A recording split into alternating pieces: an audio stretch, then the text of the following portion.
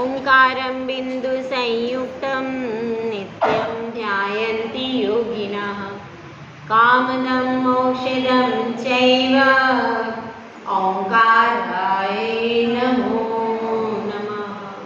जय बोलिए पंच परमेश्वरी भगवान की, परम पूज्य जय श्री आदि सागर महाराज की, परम पूज्य जय श्री मानवीति महाराज की, परम पूज्य जय श्री हिम्मत सागर महाराज की, परम पूज्य जय श्री तप सम्राट सन्मति सागर महाराज की, परम पूज्य जय गुरु सुंदर सागर महाराज की, ऐसा मैं विश्व धर्म की, बिनवाणी माता की,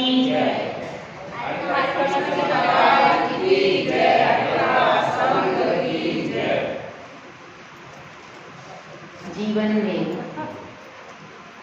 धन संपत्ति वैभव उच्च कुल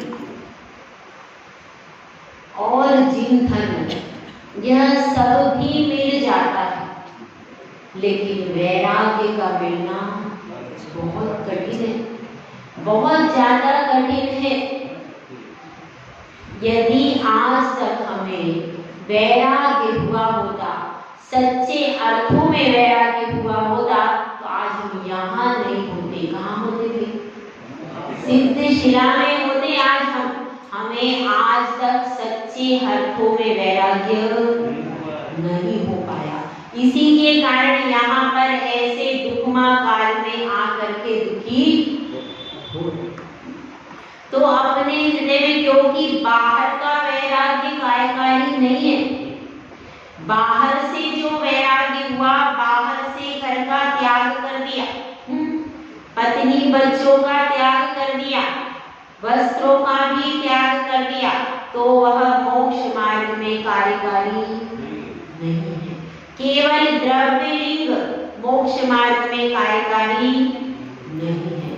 द्रव्य लिंग के साथ भावलिंग होगा, तब जाकर के आपका गुणस्थान छठवां सातवां बनेगा, पांचवां बनेगा। तो दोनों का अपनी अपनी जगह महत्व है। जैसे कि कोई कन्या है, अब उसका विवाह निश्चित हो गया कि इतनी तारीख को दिसंबर में विवाह है। अब विवाह दिसंबर में निश्चित हो गया, अब उसकी शादी हो गई, क्या भाई बहू कहलाएगी क्या हो?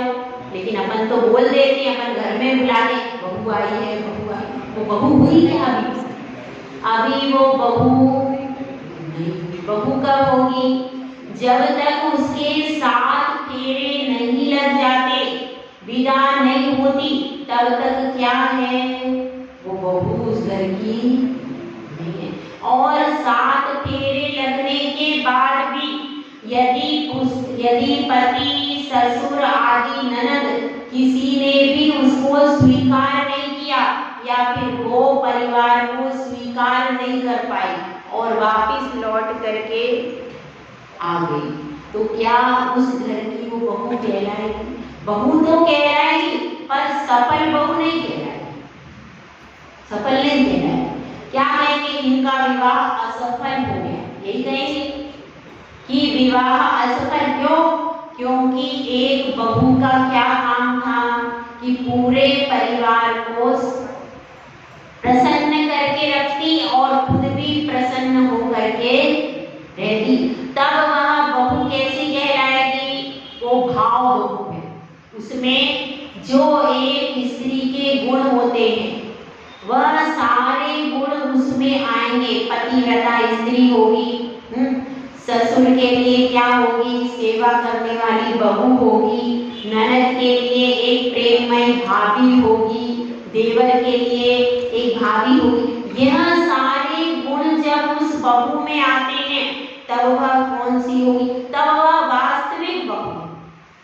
और केवल फेरा देकर के ले आए, अब वो घर को अपना समझती नहीं, पति को अपना समझती नहीं, उनको माता पिता मानती नहीं, तो क्या होगा? कितने दिन टिकेगी? ज्यादा टिकेगी नहीं। तो क्यों नहीं टिकी? क्योंकि वह विवाह तो हो गया, लेकिन उसने उन सबको अपना नहीं माना, मन से उसने स्वीकार नहीं किया, मन से जिसने बहू होना स्वीकार नहीं किया तो वह वास्तविक बहू नहीं है, केवल नाम से बहू है, काम से बहू। इसी तरह से मोक्ष मार्ग भी ऐसा ही है, आपको केवल नाम से मुनि नहीं चाहिए, नाम से आज्ञा नहीं चाहिए, नाम से श्रावक भी नहीं है। ये बात जरूर है कि पहले नाम होगा बाद में काम होगा। जब तक साधु का नाम नहीं हुआ, मतलब बाहर का द्रव्यलिंग नहीं हुआ, 28 मूल गुणों का संस्कारोपण नहीं हुआ, तब तक तो मुनि का नाम भी नहीं है, अष्ट मूल गुण नहीं है, तो श्रावक का भी नाम नहीं है। अष्ट मूल गुण का यदि आप पालन नहीं कर रहे, हर प्रकार की असंयम की प्रवृत्ति चल रही है, तो आपकी श्रावक नाम भी नहीं है। श्रावक नाम कब होगा? जब आप अष्ट मूल गुण का पालन करोगे, तब आपका श्रावक। जैसे आप बताइए 28 मूल गुणों का कोई पालन नहीं कर रहा, केश रोज नहीं करते हैं महाराज, एक समय भोजन नहीं करते, वो महाराज कहलाते नहीं। क्यों? क्यों? आप लोग तो कुछ करते ही नहीं हो, आप तो एक भी मूल गुण पालन नहीं करते, फिर भी आप श्रावक कहलाते, तो हम क्यों नहीं कहलाएंगे? नहीं, हमारे लिए कोई छूट नहीं है भैया, आपके लिए पूरी फुल छूट है, 100%। कहीं भी होटल में चले जाएं, नॉनवेज होटल में चले जाएं, कहीं भी चले जाएं, कैसी भी ड्रेस पहन लो, कहीं भी घूम लो, कुछ भी खा लो, कुछ भी लगा लो, सब छूट है।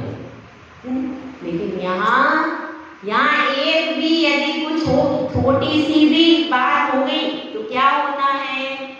तुरंत श्रावक कहते ये कोई महाराज है, ये कोई माता जी है। ऐसा होता है क्या? अपने मूल गुण गिनने वाला कोई नहीं, सही है कि नहीं? तो अपने को क्या सोचना है कि 28 मूल गुण गिनने से पहले आप लोग अपने अपने 8 गिन लोगे, ज्यादा नहीं, सस्ता सौदा है, हमारे 28 है, आपके 8 ही। तो सबसे पहले सब अपने अपने 8 गिन लो, उसके बाद फिर 28। पहले स्वयं को सुधारो, बाद में दूसरे को। तो अब अपनी बात चल रही है द्रव्यलिंग और भावलिंग। गुण स्थान कौन सा चल रहा है? 7वां गुण स्थान भी हो गया, 6ठा भी हो गया, और अब अंदर से कौन है? चेत सागर महाराज जी, जो कि चेतन राजा थे। अपने चेत सागर महाराज जी के अंदर से विशुद्धि बढ़ती जा रही है, बढ़ती जा रही, उनके परिणाम निर्मल हो रहे हैं। और वे अब कहाँ आ गए?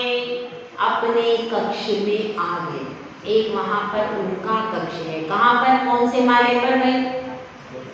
6ठे माले पर। और वो हमारी सचेतनमती माता जी कौन से माले पर है? वे 5वें पर ही हैं। अब दोनों एक दूसरे से देखने नहीं जाएंगे, कहाँ हो, क्या कर रही हो, ऐसा करने जाएंगे क्या? अगर वो जाएंगे तो फिर सब मोह जागृत हो जाएगा, इसलिए दोनों एक दूसरे की चिंता नहीं कर रहे, वो तो अपनी अपनी आत्मा को शुद्ध बनाने की चिंता कर रहे हैं। तो देखिए 7वें गुण स्थान की बात हो गई थी, उसके 2 भाग मैंने बताए थे, कौन कौन से? 100 स्थान अप्रमत्त और सातिशय अप्रमत्त। अब इसमें 7वें गुण स्थान में क्या होता है? उपशम श्रेणी और छपक श्रेणी, ये 2 प्रकार की श्रेणी चढ़ने के लिए जीव तैयार होता है। जैसे कि देखिए कि आपको कहाँ जाना है? शिखर जी जाना है, ठीक है? 2 लोगों को शिखर जी जाना है। एक ने तो कहा मैं एरोप्लेन से जाऊंगा, और दूसरे ने क्या कहा कि मैं तो ट्रेन से जाऊंगा, ठीक है? वो एक ट्रेन से जा रहा है, एक एरोप्लेन से जा रहा है, दोनों का लक्ष्य क्या है? एक ही है। इसी तरह से थोड़ा सा उदाहरण देकर के समझने का प्रयास करते हैं कि एक जीव कौन सी श्रेणी चढ़ा, उपशम श्रेणी, और दूसरा जीव कौन सी श्रेणी चढ़ रहा है, शपथ श्रेणी। अब हमारे सचेतन जो चेत सागर महाराज, अब उनको छायक सम्यक दर्शन प्राप्त हो गया। कौन से काल के भैया, चतुर्थ काल के, नहीं तो गड़बड़ हो जाएगी। वे दोनों जो राजा रानी है वो अभी तो कोई होते नहीं है, वो चतुर्थ काल के राजा रानी है, ठीक है। तो उस समय चतुर्थ काल चल रहा था, तो चतुर्थ काल में फिर 8वां गुलिस्तान भी होता है और 7वें का दूसरा पाया भी होता है। तो वे अपने कक्ष में ध्यान में बैठे हैं। किसका ध्यान कर रहे हैं, चेतना रानी का नहीं, आत्मा रानी का ध्यान कर रहे हैं, मुक्ति रानी का ध्यान कर रहे हैं। उसका चेतना रानी से तो उन्होंने संबंध अब तोड़ लिया, अब उससे कोई संबंध उनका नहीं है। अब उनका संबंध मुक्ति सुंदरी से लगाना है उनको, तो मुक्ति सुंदरी के लिए आत्मा में ही अपनी लौ को लगाना पड़ेगा। तो वे अंदर बैठे और क्या प्रयास कर रहे हैं कि मेरा पूरा उपयोग आत्मा में अंदर लग जाए, ऐसा प्रयास कर रहे हैं। क्योंकि देखिए मैंने आपको बताया था केवल 6ठे गुणस्थान तक ही बुद्धि पूर्वक क्रिया होती है, बताया था कि उसके बाद सहज प्रवृत्ति होती है। ऐसा कोई सोच के नहीं बैठता कि मुझे उपशम श्रेणी चढ़ना है, मुझे शपथ श्रेणी चढ़ना है, ये कुछ ऐसा कोई प्लानिंग वाले काम नहीं होते, सहज होता रहता है। जैसे कि आपके घर में भी आपको पता है हलवा कैसे बनाना है, पता है सबको, तो आप दूसरी बार आप अपनी सासू से पूछते नहीं जाओगे, एक बार आपको पता, आपको अब क्या हो गया, प्रैक्टिस हो गई, अब आपने आपको सब पता है, आपको अलग से शक्कर कितनी डालनी है, हाँ कितना आटा सेकना है, कैसा आटा सेकना है और क्या करना है, पानी कितना डालना है, ये आपका अपने आप हाथ वैसे ही सेट हो जाएगा। किसी को बताना और आपको भी दिमाग भी नहीं लगाना, इधर से सुन रहे हैं, क्या सुन रहे हैं भैया, क्या सुनना है, इधर से आप चाहे भजन सुनो चाहे गीत सुनो, कुछ भी, पूरा उपयोग कहाँ लगाए, वो भजन और गीत में, लेकिन हलवा बिल्कुल सही बन गया, हलवा नहीं बिगड़ा है, ये है सहज। अगर हलवा बिगड़ जाएगा तो आपका सहज नहीं है, अभ्यास नहीं है। हलवा बिल्कुल सही बना, इधर से मोबाइल पर बात भी कर रहे, हाँ कैसी हो, उधर से ये भी चल रहा है, वो सहेली से बात फिक्स हो गया, हाँ कल मैं आ रही हूँ, हाँ तुम आ जा, क्या बनाओगी, हाँ ऐसा, उधर से सब कुछ चल रहा है मोबाइल से और इधर से हाथों से परफेक्ट बनेगा। जिसका हलवा खराब बना वो क्या होगा, वह सहज नहीं हुआ, उसको तो बुद्धि पूर्वक अभी सिखाने की जरूरत है। तो जब सहज होता है तो अनायास आपकी प्रवृत्ति वैसी हो जाती, क्योंकि अभ्यास ज्यादा हो जाता है। तो इसी प्रकार से जिसको अपनी आत्मा में बराबर अभ्यास लगाने की लौ लग गई, तो फिर उसके लिए आत्मा की विशुद्धि बढ़ाना सहज हो जाता है। तो 7वें के ऊपर सब कुछ सहज है, वहां पर कुछ प्रेशराइज नहीं है, बच्चों के पढ़ो लिखो ऐसा कुछ नहीं, वहां पर कोई आपको प्रेशराइज करने नहीं आएगा। बहुत बढ़िया रास्ता है, किस किस को चलना है,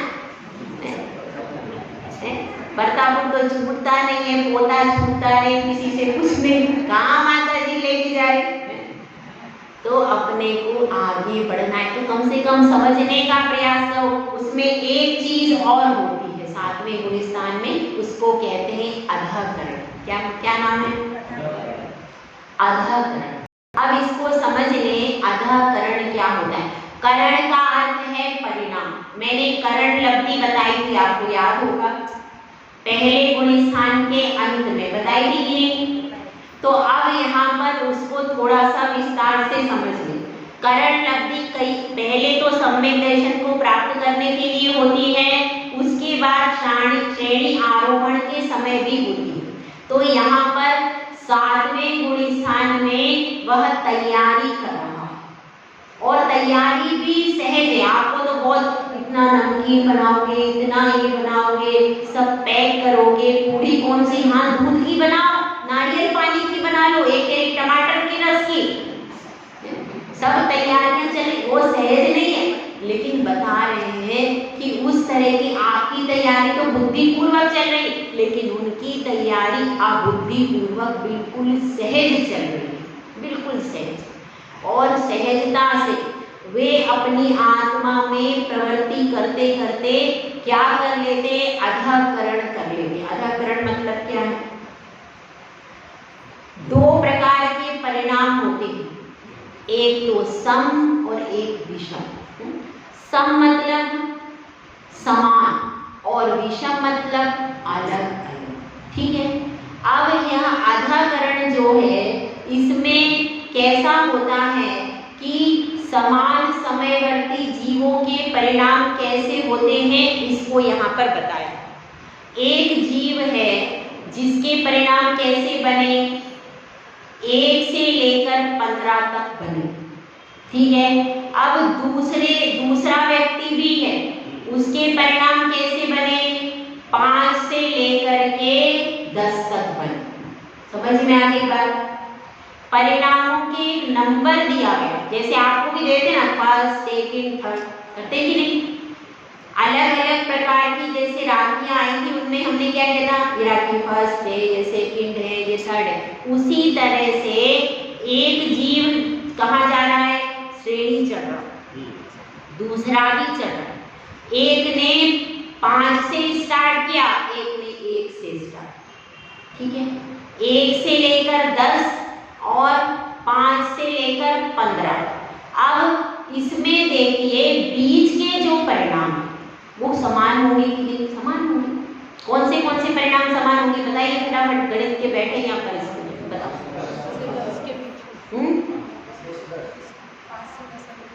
5 से 10 वाले के परिणाम समान होंगे, लेकिन इधर 1 से लेकर के 5 तक समान नहीं है और उधर 10 से लेके 15 तक समान नहीं।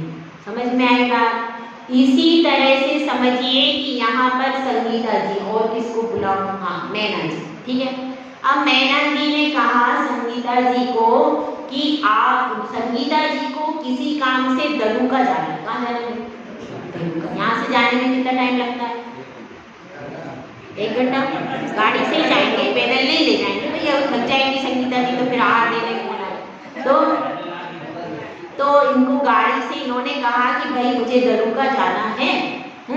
तो वहाँ दलूका के लिए तैयार होकर के, और इन्होंने क्या किया, किसकी गाड़ी में बिठाए? मैंने विकास जी की नहीं बिठाए, दूसरे किसी की बिठाया। चलो किसके, प्रवीण कुमार जी से कहा कि मुझे वहां तक छोड़ दो।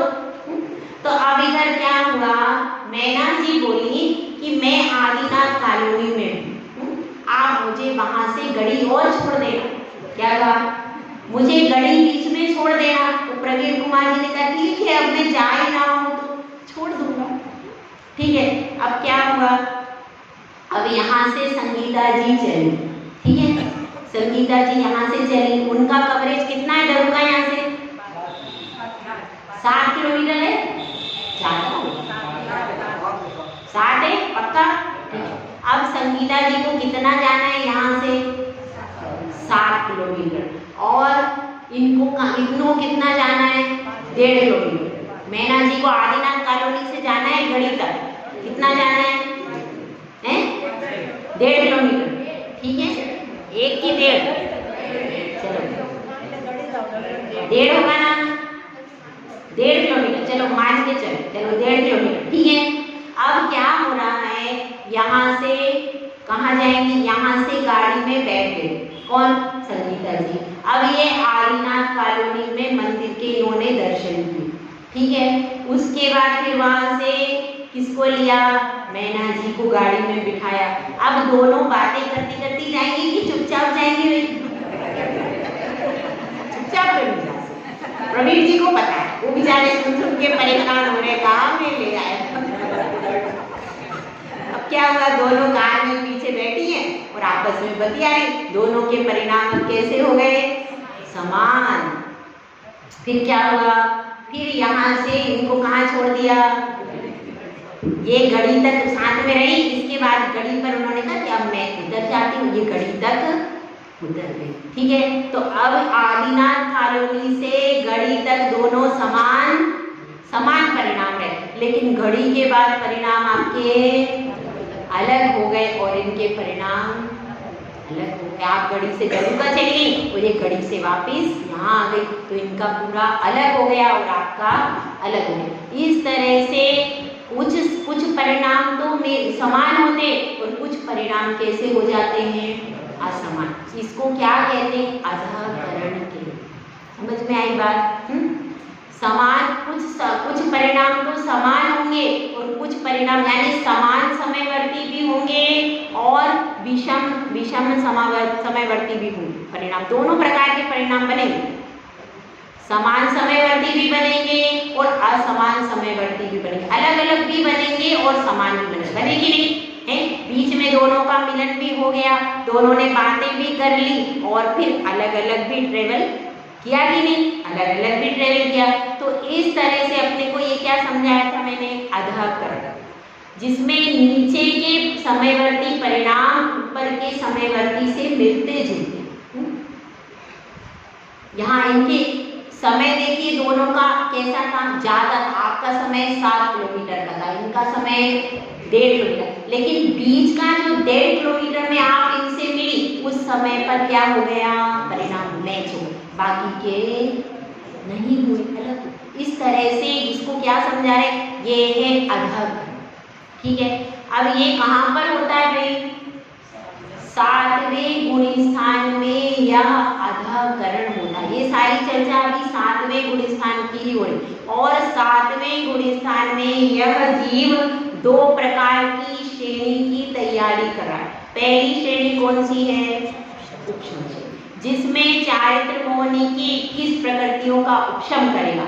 दूसरी कौन सी श्रेणी है, छपक श्रेणी, जिसमें चारित्र मोहिनी की 21 प्रकृतियों का क्षय करेगा। एक में तो जड़ से काटते हुए चल रहा है और दूसरे में दबाते हुए चढ़ रहा है। तो कौन सा जीव छपक श्रेणी मानता है, इसको समझ लो। जो जीव क्षायिक सम्यक दृष्टि है वही छपक श्रेणी मान सकता है, दूसरा जीव छपक श्रेणी मान नहीं सकता। और जो क्षायिक सम्यक दृष्टि है वो उपशम श्रेणी भी मान सकता है और छपक श्रेणी भी, उसके पास दोनों ऑप्शन खुले। लेकिन औपशमिक सम्यक दृष्टि, जो औपशमिक सम्यक दृष्टि है वह केवल एक ही श्रेणी मान सकता है, कौन सी, उपशम श्रेणी। ठीक है, तो अपन और इसको विस्तार से समझेंगे और इसमें आगे का 8वां गुणस्थान भी है, वो कैसे चढ़ते हैं। तो अब हमारे चेत सागर महाराज श्रेणी आरोहण के लिए तैयार हो गए, तैयार हो गए। उनके परिणाम इतने निर्मल हुए, उनको कुछ बाहर का पता नहीं है, चेतना रानी का भी पता नहीं, अपने शरीर का भी पता नहीं है, केवल आत्मा की शक्ति में, सौंदर्य में, सुख में, ज्ञान में तन्मय हो रहे हैं। वो अपनी आत्मा के आनंद में लवलीन हो रहे हैं। तो वह अब उस आनंद की लवलीनता में क्या करते हैं, इसको कल देखेंगे। जी बोला जय सुंदर सा